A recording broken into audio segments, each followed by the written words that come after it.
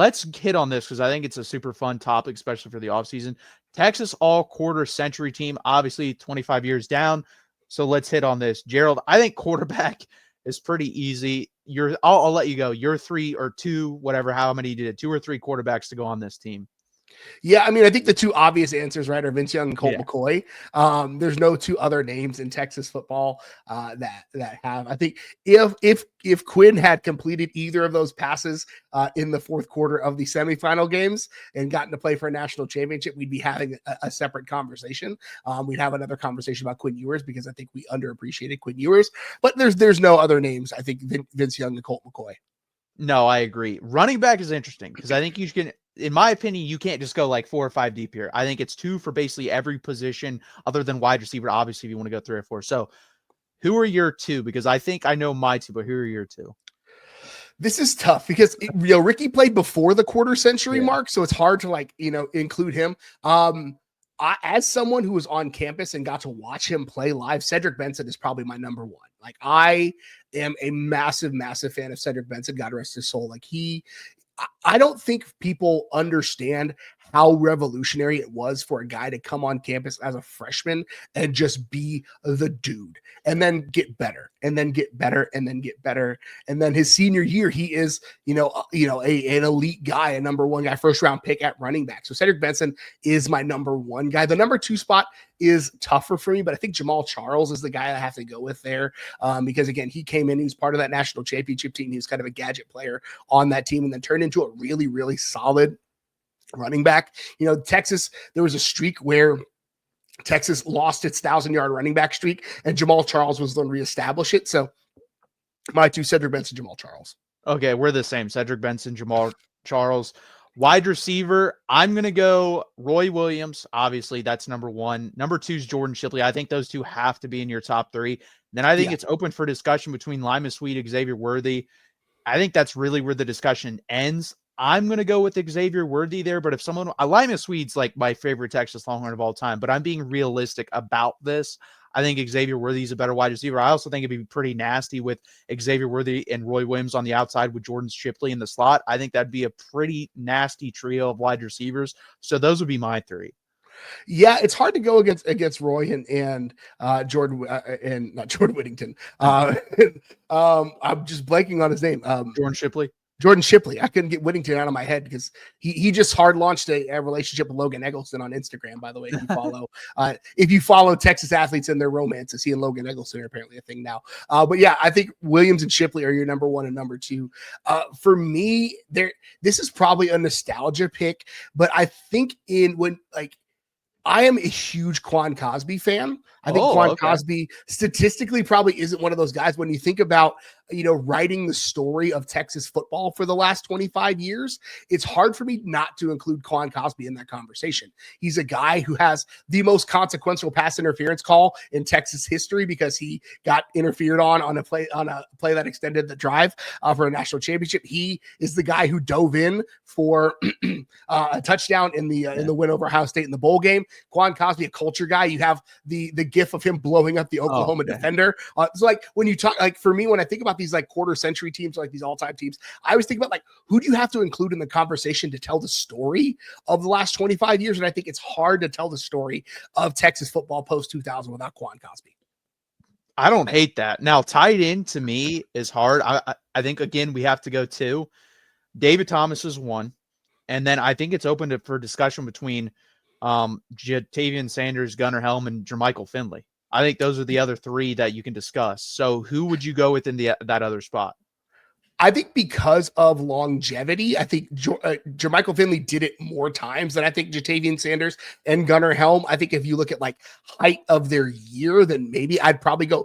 I think if I had to rank them, I'd go Finley, Helm, and then Sanders would probably be my 1, 2, 3. Jatavian Sanders' inability to block people on the edge really still pisses me off to this day. So I think Jermichael Finley is a guy who changed the face of tight ends at the University of Texas. My Kyle and I, my co-host on our podcast, have been calling for the curse of Jermichael Finley to be broken for years because up until Jatavian Sanders, Texas really hadn't had a good tight end like that in a long time. And no shots at, the guys like, Cade Brewer or whoever it might be. But I think for me, it's Jermichael Finley. Yeah, I don't disagree. I think it's David Thomas, Jermichael Finley. So offensive line, I'll let you hit this. You're a big trenches guy. Who are your 5 offensive linemen? Oh man, this is probably Casey Studdard is a guy who I think has to be on the list. I think you have to have. I'm a Chris Hall guy at center. Chris Hall Okay. was Colt McCoy's center. You've got Even after that Big 12 championship game where that interior got absolutely destroyed. Ndamukong Suh is a completely like you can't fault anybody for getting destroyed by one of the best defensive tackles of the last 30, 40 years, probably. Yeah. You got Trey Newton, or not Trey Newton. Justin Blaylock's a guy in the interior I really like. I think Trey Newton's older brother. I can't remember his first name, but Big Newton, he was a tackle on the other side. So like, was it Chris? That's my grouping. Chris, I can't think of the first name. But like that's my group. Like basically like the 2005 offensive line plus Kelvin Banks would probably be a good, like if you say that, I'm probably pretty okay with it. Yeah, the only other discussion I have is Mike Williams. Like he was the highest rated offensive lineman or drafted offensive lineman before Kelvin Banks. So I think you'd have to go with him at one of the guard positions, Casey Studdard at the other guard position, Kelvin Banks at left tackle, Justin Blaylock, whether you want to throw him, I think you put him at right tackle. I think center is up for discussion. I think that's the one position. I mean, if you wanted to put Jake Majors in that discussion, I'm not going to hate it because it's kind of open, but I think those 4 have to be on the offensive line in some way. Center position's up for interpretation, in my opinion. So let's move over to the defensive side of the ball. Edge position. I did some research, and a lot of people didn't have this. Sergio Kindle has to be on this team. I have to put this dude on this team. He was a game record. I don't understand how. I looked at other people's lists. I'm like, how are you not putting Sergio Kindle on the list? Corey Redding, obviously, Jackson Jeffcoat, Tim Crowder, Alex Okafor, other guys on the list. I think Sergio Kindle starts on my all-quarter center team at least. Maybe this is my age or my bias, but like basically, if you give me the guys from the 08-09 teams, you give me Brian Arakpo and Sergio Kindle, I don't argue with you. I think those are 2 of the best edges to ever play at the University of Texas. I think Sergio Kindle is a guy who, if he played in 2018 instead of 2008, he is an all-world kind of guy. He was like the prototype for these edges like Colin Simmons now, right? Where he's kind of that middle ground of edges are getting a little more athletic, offenses are getting a little more wide open, so you need a faster, twitchier guy on the edge. Teams just didn't know really, like the NFL didn't really know what to do with him. If he gets drafted again, like in 2018 instead of 2008, he is a first round pick. He's an all NFL kind of guy. He had off field issues and crashing cars and falling downstairs and stuff like that. But like he was, I think, the prototype for the modern defensive edge kind of guy. Yeah, honestly, give me Rackens Kindle. Yeah, I was gonna say Arakpo Kindle, Casey Hampton, and if you give me Casey Hampton, Byron Murphy, you're not running versus that team. And then if you gotta, get back to pass, all those guys can pass rush. Like to me, I think that might be my 4, honestly.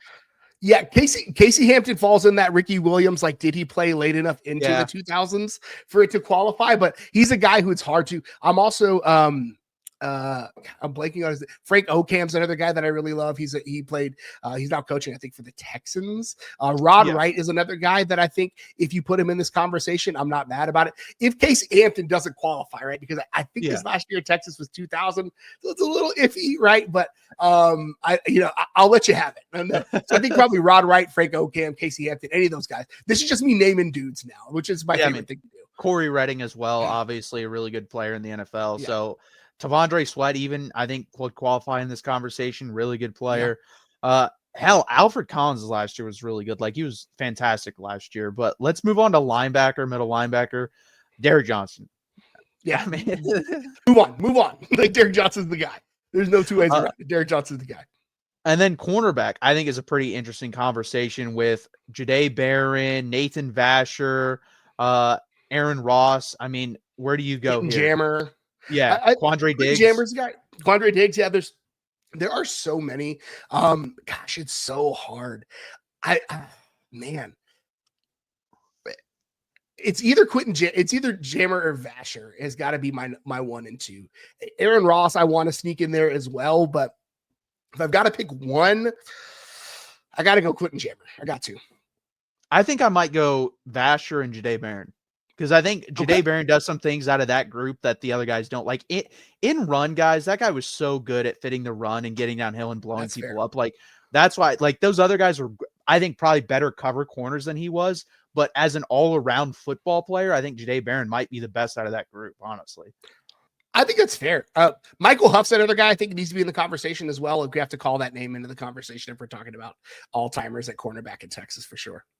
Yeah, I would throw him at safety. That's what I was going to say for safety. I would go Earl Thomas and Michael Huff, or Kenny Vaccaro's in the conversation, but I think he was actually a better NFL player than he was at Texas, honestly. So I mean, Earl Thomas is one of your safeties, period. Point blank. That's what he is. He's there. Then there's a discussion with Kenny Vaccaro, Michael Huff, Griffin as well. So yeah, we'll have to see. It's hard. Yeah. Any of those, again, I can't argue with any of those guys. It's hard for me, but I think if I have to go gun to my head, it's probably Earl Thomas. And it's like Quandre Diggs is a guy who I think, again, when we talk about like, how do you tell the story of the last quarter century? Like Quandre Diggs is a guy who deserved to be on a much better football teams for how good he was for Texas. Like if you have Quandre Diggs on any of the teams in the last, 5 years, he's still exactly, but he deserves that level of success with what he did for Texas in a down period too. It's wild.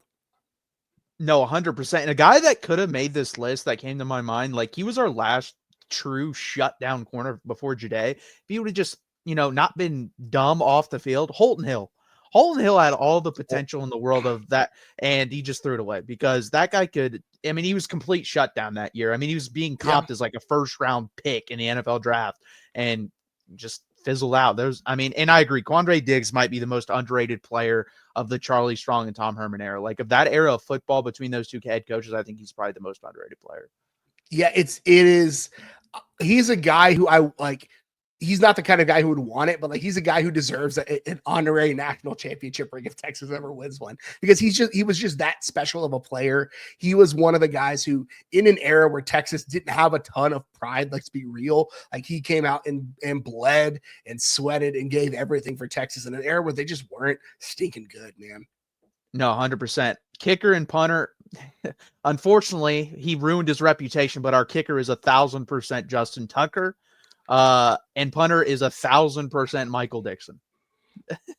Yeah, we have to have a conversation. I don't. Especially, honestly, I think there's a better conversation about the kicker than there is punter. I mean, the punter won a freaking MVP of a bowl game because that's how damn good he was in that game. Yeah, but I think I call Justin Tucker Aggie's Bane as a joke, but like I think like that, like what again when you talk about like what he did on the field and the story of like you cannot tell Texas football post 2000 without Justin Tucker's kick in College Station to send them off to the SEC with an L. I'm with you there. Yeah, it'd be fun to have these teams and then, compare them to other all quarter century teams. I'm going to tell you right now, the best one is going to be Miami. I mean, you could just throw the 2001 Miami roster and that's their all quarter century team. I mean, it's hard to, it is, we got Victor's asking for kick and punt return. Dajae Johnson is one. I think Xavier Worthy for punt return, honestly. Xavier Worthy gave me agita, man, returning punts. That dude just need to let stuff go over his head. Jordan Shipley is another one who was an ace punt returner for Texas. Aaron Ross was a good punt returner on that team as well. Deshaun Jameson was pretty good. Deshaun Jameson, I think, was absolutely one guy who he got robbed of a record, right? They called back several of his, and I'm pretty 2 or 3, in a year. Yeah, I'm pretty pissed about that still. And one of them, like they were, like 2 of them I know were 100% holds. One of them was not. I think the one was versus was West Virginia, and they shouldn't have called it. But yeah, he had it was going to be 5 or 6 in 1 year. Yeah, he was on pace to set the record, and he had 3. If any of those had not been called back, he would have set the record. I'm pretty sure. You know who's another guy kind of in the Holton Hill category? Reggie Hemphill Maps. That's another guy where I don't know what that, like he had that one Maryland game and a couple other games where he just, every time he touched the ball, he housed it or took a big play and then did something stupid and was off the team next year. So that was nice, but he had all the talent in the world. And I don't think he landed anywhere, did he? Like, I think he was at Houston for about 16 seconds and then. Yeah, he's had like some serious stuff off the field, I'm pretty sure. Like, I remember looking it up a couple years ago. He went somewhere, got kicked off their team, and then I don't think it's gone very well for him since. But like, that guy was I mean, super special. Could Explosive have as been the hell. dude. Yeah, for sure. But that does it for the all-quarter century team. I mean, there's a lot of names that we probably even forgot that could have been in consideration, but definitely a stack list and very fun to go down, especially during the offseason. Again, guys, please hit that like button. Please subscribe down below.